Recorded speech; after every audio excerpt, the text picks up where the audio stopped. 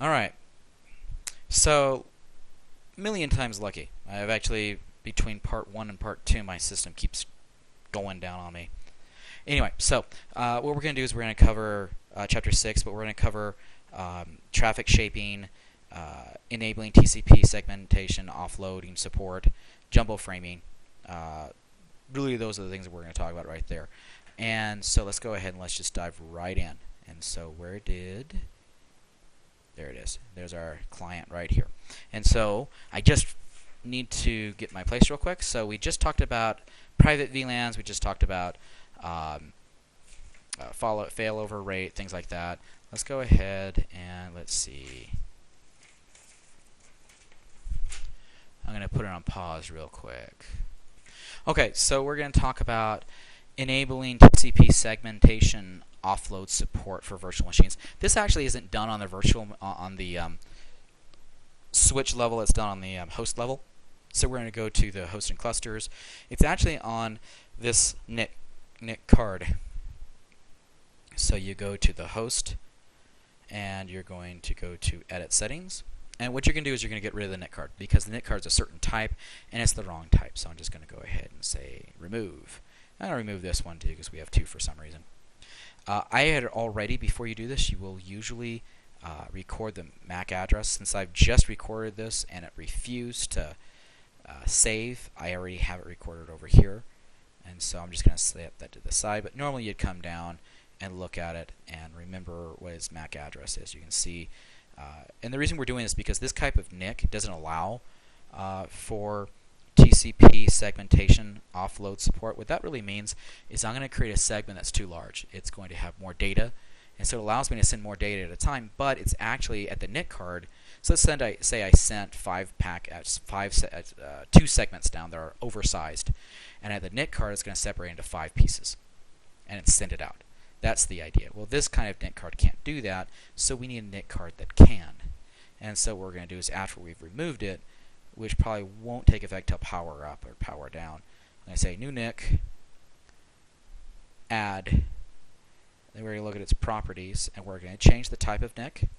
We're going to do it to a VM Net 2 enhanced. This is actually out of the 3 here. It's the one that's most stable. It's very good.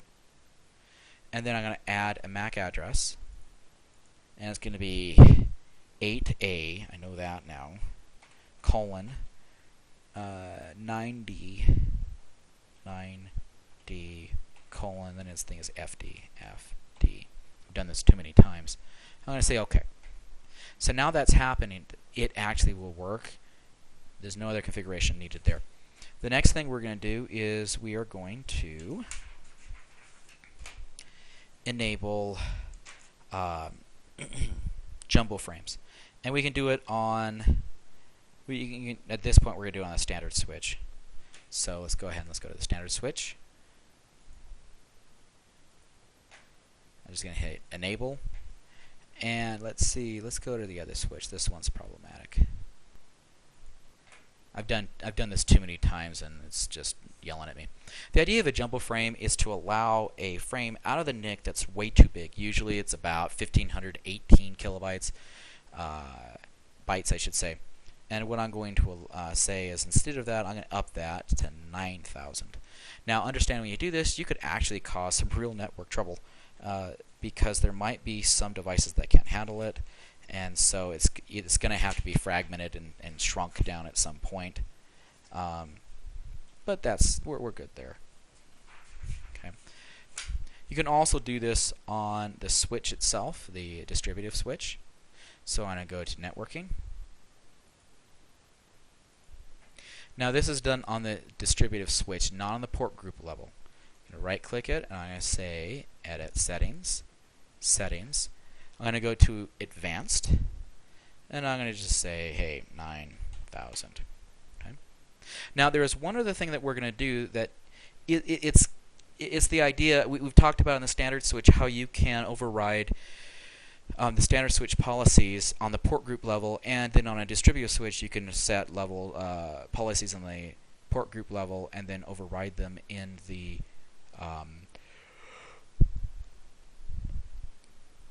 individual port level. So let's talk about that. So I'm going to go to the port group. I'm going to come over to this port group instead. I'm going to go to the port group. I'm going to say Edit Settings. And the advanced option is where you say, hey, I give permission for you to change certain things, certain of my policies on the port level. So it's a two-step process. Unlike with a standard switch where you just go right to the port group and you can override the policies of the last, you can't do that here. You have to override it. You have to say, I give you permission at the port group level for a port to override its policy. And here you can see there's two of them, VLANs and security. Okay. Hit OK.